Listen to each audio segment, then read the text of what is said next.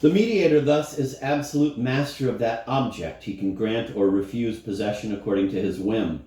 The meaning of this whim can easily be anticipated if this mediator is also incapable of desiring spontaneously. As soon as the subject reveals his desire for possession, the mediator copies that desire. He will desire his own body. In other words, he will accord it such value that to yield possession would appear scandalous to him. Even if the mediator does not imitate the subject's desire, he will not respond to that desire. The victim of ontological sickness despises himself too much. In fact, not to despise the being who desires him. The victim of ontological sickness despises himself too much, in fact, not to despise the being who desires him. Double mediation in the sexual domain, as in all others, is incompatible with any reciprocity between the self and the other. Surrender to sexual desire always has formidable consequences for the lover. He can only hope to draw the desires of his beloved toward himself by feigning indifference. But he can hide his desire only by suppressing everything that is real and concrete in his sexual drive. Thus, sexuality too has its ascesis for the sake of desire, but the will never intervenes in erotic activity without danger. In Julian Sorel, ascesis for the sake of desire still results from a free decision.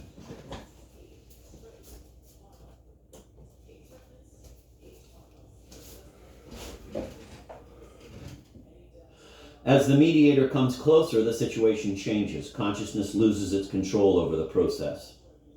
Resistance to desire becomes increasingly painful, but it no longer depends on a voluntary decision. Torn by two forces pulling in opposite directions, the subject becomes prey to fascination. Originally, he refused to yield to desire for tactical reasons. Now he finds he is incapable of such a surrender. The marvelous self-control of which the modern Don Juan is so proud leads directly to the Stendhalian fiasco.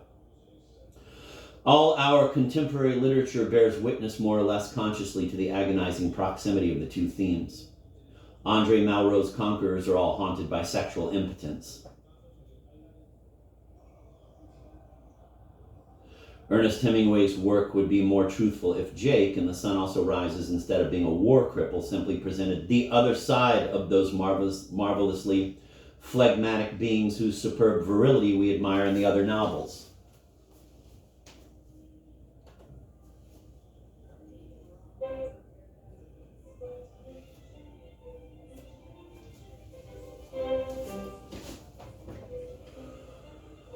The calculating Julian Sorel and Octave de Malevert, the impotent hero of Armance, are without a doubt related to each other. Desire can be released from the interdict only if the beloved, for some reason or other, is unable to see her lover and feel his caresses. This lover need no longer fear that he may reveal to his beloved the humiliating spectacle of his own desire. Julian would like to destroy Mathilde's consciousness when she finally falls into his arms. Ah, if only I could kiss these pale cheeks without your being aware. Similar traits can be found in the work of later novelists. The only moment of pleasure enjoyed by Proust's narrator is when Albertine is asleep. For Dostoevsky's lovers, the homicidal act, which would close the eyes of the beloved and thus deliver her to them, not so much defenseless as without consciousness, is a perpetual temptation. By a revealing contradiction, the desiring subject ends up destroying this consciousness with which he cannot become one.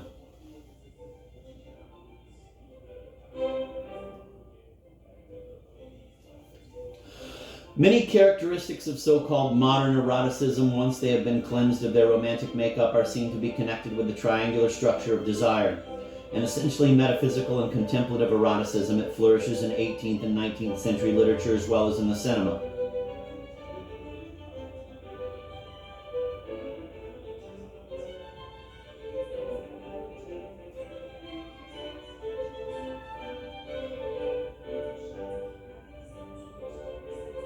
It is constantly increasing its means of suggestion and is gradually sinking into pure imagination. Once defined as an exaltation of the will, it has degenerated into onanism. This ultimate tendency is becoming increasingly obvious in certain contemporary neo-romantic works. Sexuality mirrors the whole of existence. Fascination is everywhere in our political, social, and private lives, but is never acknowledged. It tries to pass either for detachment or for its opposite, engagement. The paralytic likes to pretend that his immobility is of his own choice. We ought to study the sexual obsessions of contemporary literature.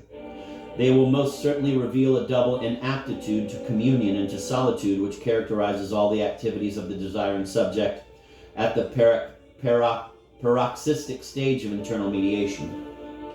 Let me read that again. They will most certainly reveal a double inaptitude to communion and to solitude which characterizes all the activities of the desiring subject at the paroxystic stage of internal mediation. Paralyzed by the mediator's observation, the hero tries to elude his gaze. From now on, his whole ambition is confined to looking without being seen. This is the theme of the voyeur, which has already assumed such importance in Proust and in Dostoevsky, and which becomes even more important in the so-called nouveau roman of contemporary fiction.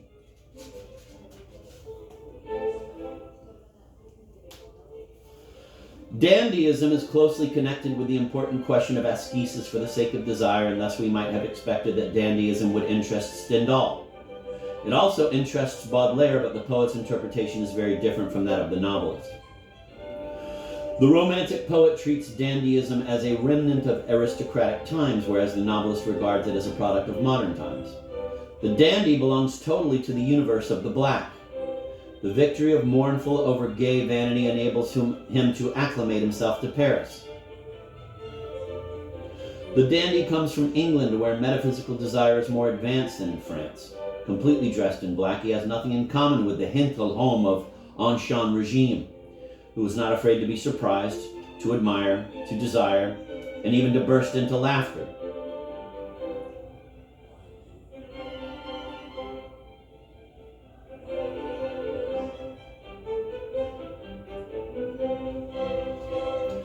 The dandy is distinguished by his affectation of cold indifference, but his is not the coldness of the Stoic. It is calculated to stir up desire, a coldness which is always saying to the others, "I am self-sufficient." The dandy wants to make others imitate the desire he pretends to feel for himself. He exhibits his indifference in public places as one might draw a magnet through iron filings. He universalizes, industrializes asceticism for the sake of desire.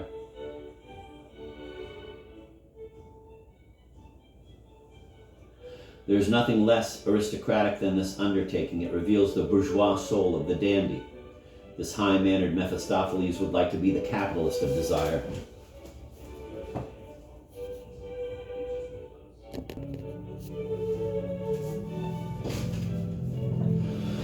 Thus, in slightly different forms, the dandy will be found in the works of all the novelists of internal mediation. Stendhal, Proust, and even Dostoevsky created dandies.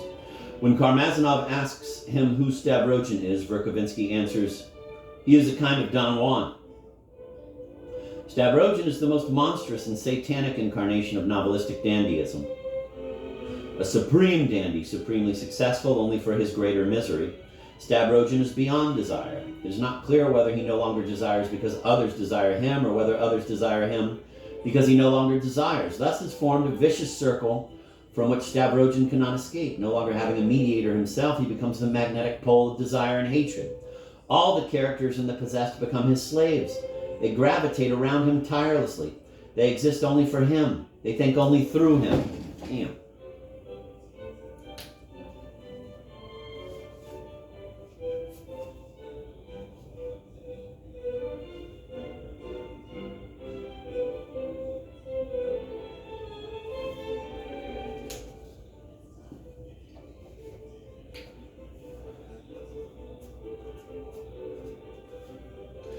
But it is Stavrogin, as his name suggests.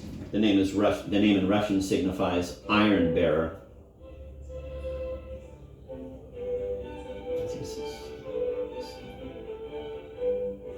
But it is Stavrogin, as his name suggests, who bears the heaviest cross. Dostoevsky wants to show us just what the success of the metaphysical undertaking would entail. Stavrogin is young, good-looking, rich, strong, intelligent, and noble.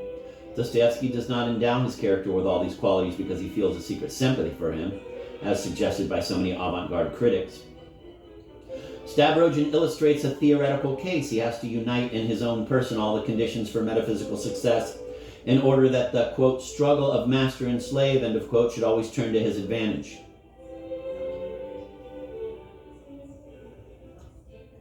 Stavrogin has no need to put out his hand that everybody, men and women alike, fall at his feet and surrender to him. Stavrogin is the victim of ennui. He is rapidly reduced to the most horrible caprices and ends by committing suicide.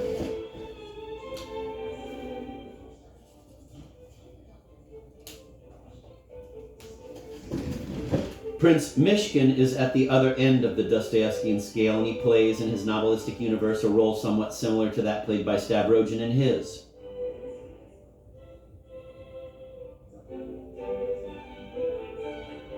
Prince Mishkin is at the other end of the Dostoevskian scale, and he plays in his novelistic universe a role somewhat similar to that played by Stavrogin in his, but for contrary reasons. The prince is not without desires, but his dreams pass far over the heads of the other characters in The Idiot. He is the man with the most remote desire in the universe of the nearest desire.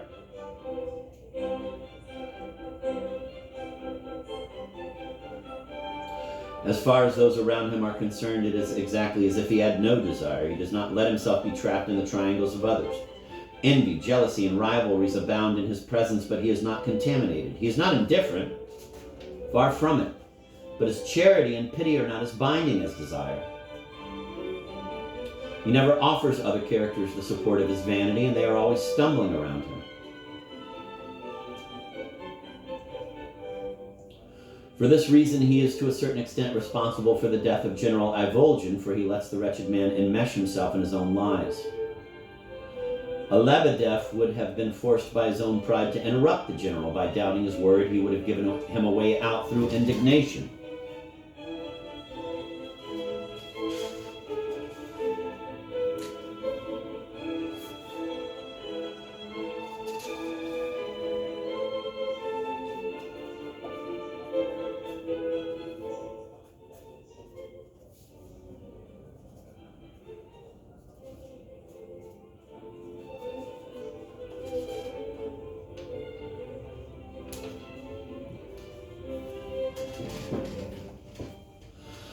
Mishkin offers no hold for pride or shame. His sublime indifference can only irritate the vain desires crisscrossing around him. His authentic renunciation has the same results as the dandy's false renunciation. Like Stavrogin, Mishkin acts as a magnet for unattached desires.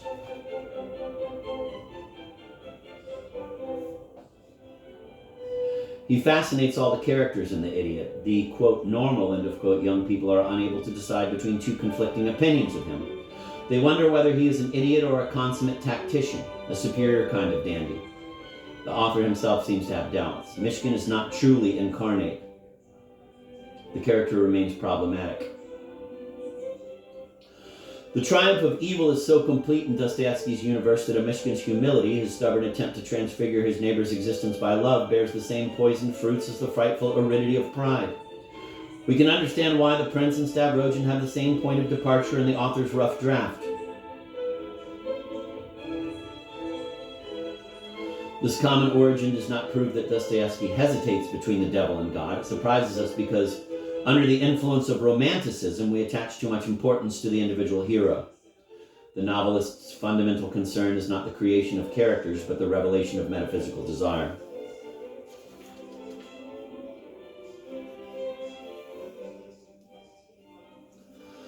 The desiring subject, when he takes possession of the object, finds that he is grasping a void. Thus, in the final reckoning, the master ends up as far from his aim as the slave. By pretending and dissimulating desire, he succeeds in exerting control over the other's desire. He possesses the object, but that object loses its value in the very act of being possessed. Once he has won Mathilde's love, Julian rapidly loses interest in her.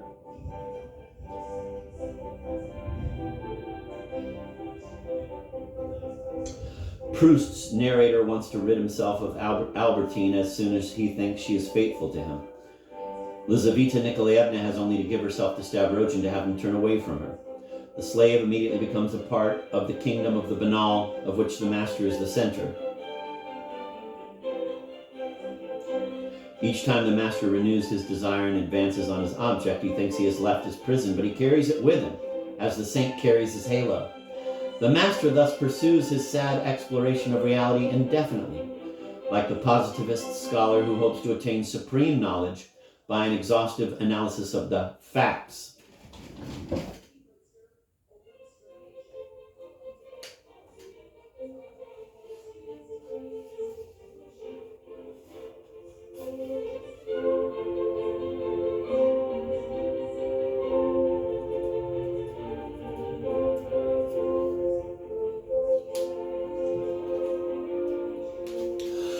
The master is doomed to disillusionment and boredom.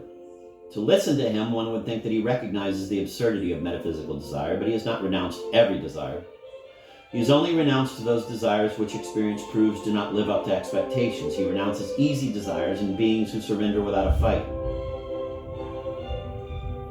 Only the threat, or rather the promise, of a victorious resistance attracts him from now on. Dérougement, in Love in the Western World, perceived this fatality of romantic passion. Quote, "New obstacles have to be found in order to desire again, and in order to exalt that desire to the proportions of a conscious, intense, and continually interesting passion."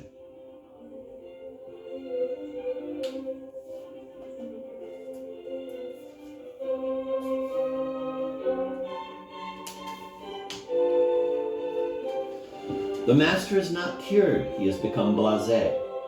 His cynicism is the opposite of true wisdom. He has to come nearer and nearer to slavery in order to shake off his boredom. He's like the driver who races his car a little faster every lap and must end up overturning.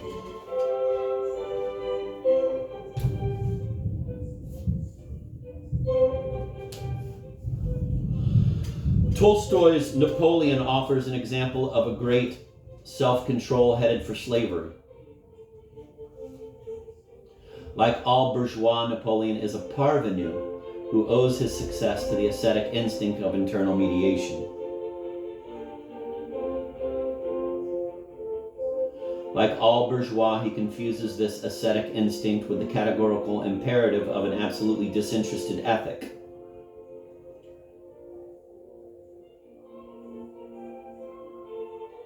But in the midst of his triumph, Napoleon discovers that nothing in him has changed, and this discovery plunges him into despair. He wants to track down in another's gaze a reflection of that divinity which still eludes him. He wants to be emperor by divine right, to proclaim his will urbi et orbi, to demand obedience from the entire world.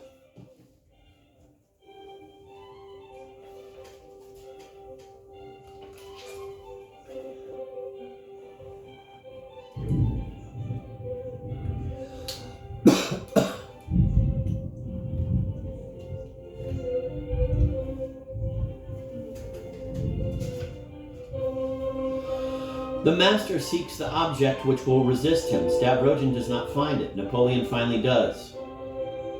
There are many more Napoleons than Stavrogins in the universe of internal mediation. The ambitious man is not persecuted by a blind fate. It is the dialectic of pride and shame which is always present, even at the height of glory. The soul of the great man is constantly being hollowed out by the abyss of nothingness.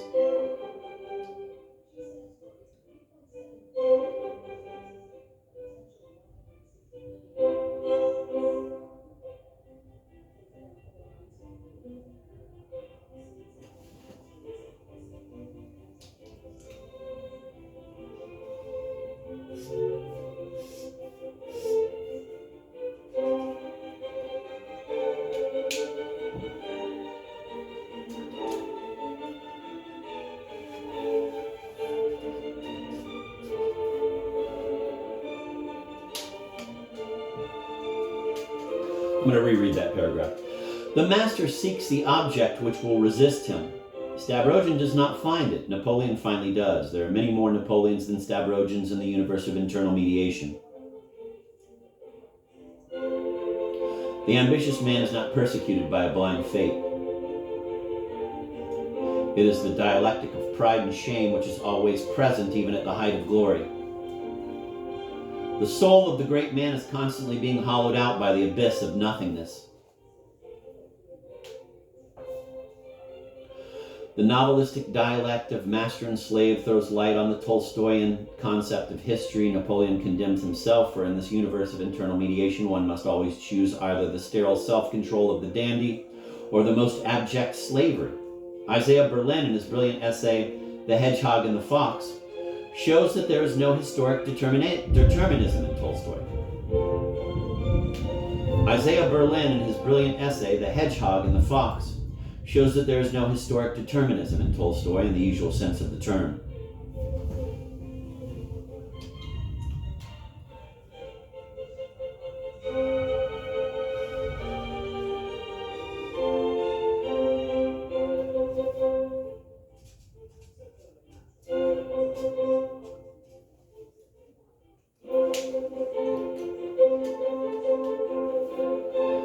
The novelist's pessimism is not based on an inexorable chain of causes and effects, nor on a dogmatic conception of human nature, nor on any other data immediately accessible to the investigations of the historian or sociologist.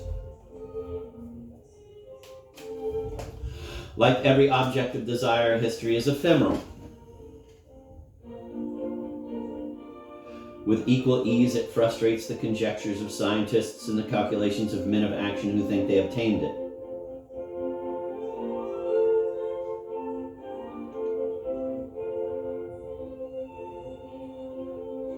In the universe of internal mediation, desire for omnipotence, like the desire for omniscience, contains within itself the germs of its own failure. Desire misses its object at the very moment when it seems to attain it. For by becoming visible, it arouses rival desires that stand between the hero and his object. Each individual's activity is restrained by the others, and the more spectacular the activity, the more effective the restraint. Now the master is drawn relentlessly from desire through desire toward the supreme spectacle of his own omnipotence. He always moves, therefore, toward his own destruction.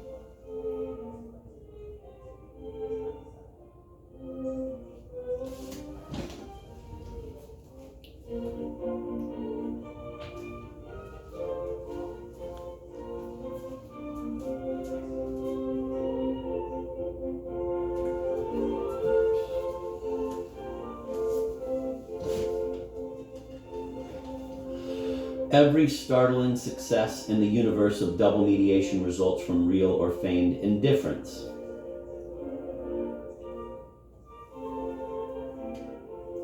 It is Père Sorel's indifference which enables him to get the better of M. de Renal. Indifference assures La Sanseverina's triumph at the court of Parma and M. Luynes in the Chamber of Deputies. The whole secret consists of displaying indifference without giving away one's game. The banker's politics in Lucien Leuwen could be considered a parliamentary dandyism. Kutuzov's victory in War and Peace could be considered strategic dandyism. Compared with Napoleon and the young officers of the Russian army who desire victory too much to win it, the old general is the incarnation not so much of military genius as of superior self-control.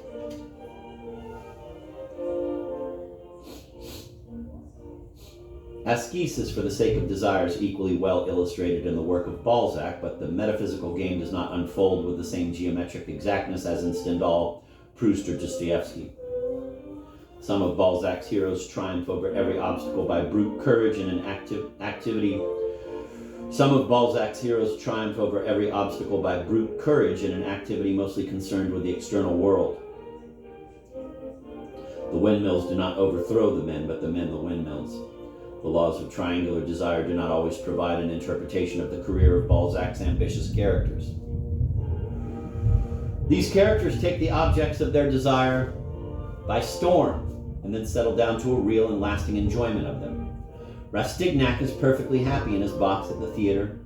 The audience and the orchestra looks on him as he looks on himself. This is the happiness dreamed of by the dandy or the businessman. Everyone in the universe of internal mediation heaves on the chain of desire and dreams of the retirement he will enjoy. Not out of the world, but in a world he has finally conquered, a world possessed and still desirable.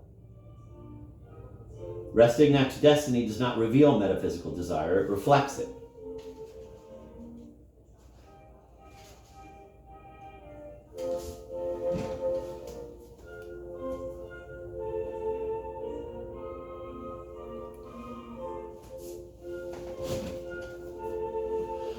Balzac is the epic poet of bourgeois desire, and his novels remain imbued with it. His vituperations against modern society share the ambivalence of certain contemporary denunciations, such as those of the early Dos Passos, for example. There's always some ambiguity in them, and it's hard to distinguish indignation from complacence. There are in Balzac many intuitions parallel to those of the novelists studied in this book. But the web in which the desiring subject is trapped is full of rents through which often enough the author himself or his personal representatives slip. In the novelists we have chosen to study, the cloth is so closely woven, the thread so strong that it is impossible for anyone to escape the unyielding laws of desire without escaping the desire itself.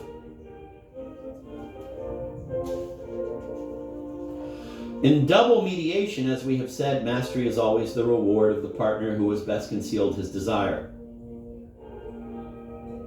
The strategy of high society and of love in Proust's universe always conforms to this law. Only indifference can open the doors of the salon to the snob. Quote, the lights of high society are so used to being sought after that one who shuns them seems to them a phoenix. End of quote.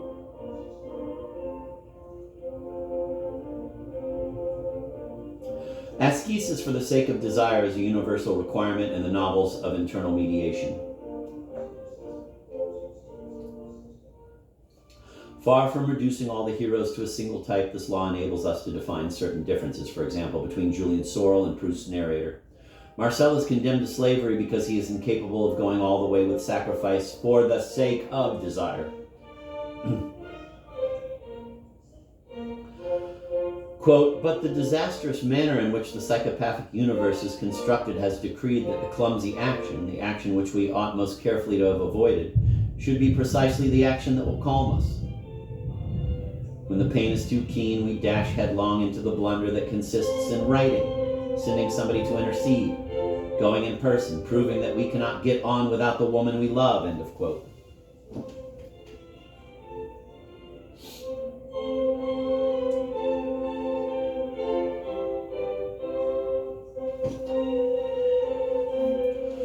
Marcel gives in to all the temptations over which Julian triumphs. Someone is indeed vanquished in the red and the black, but it is not Julian, it is Mathilde. There are indeed conquerors in remembrance of things past, but they are never Marcel, Swann, or Charles. They are Gilbert, Albertine, Odette, and Morel. A mechanical comparison between Stendhal's and Proust's heroes will never reveal the unity of metaphysical desire nor the close connection between the two novelists. For the principal heroes of the two novels represent opposite moments of the same dialectic.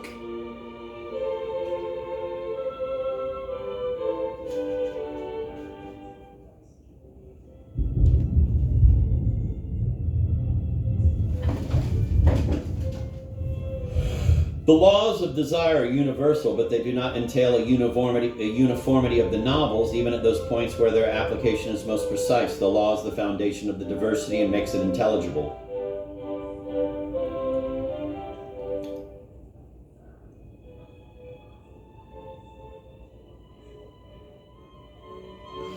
Julian Sorel is a hero master, Marcel is a hero slave. The unity of the novel can be seen only if we cease to regard the character, the sacrosanct individual,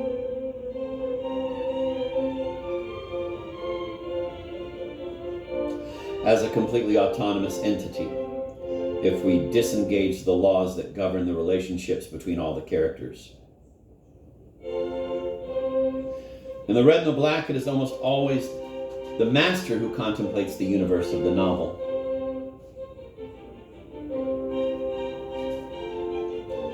We penetrate the consciousness of a free indifferent and haughty Mathilde.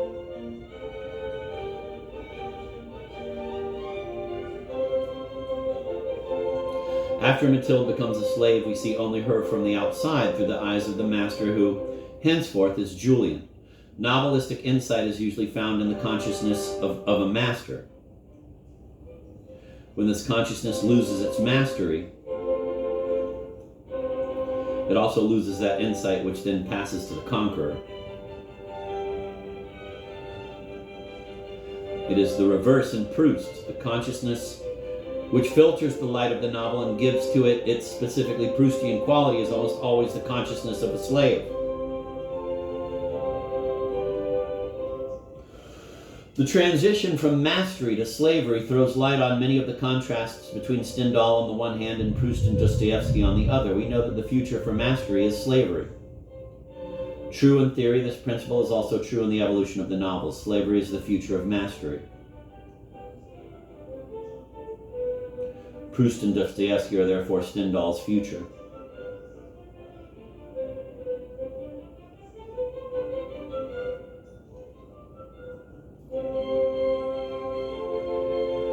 True in theory, this principle is also true in the evolution of the novel. Slavery is the future of mastery. Proust and Dostoevsky are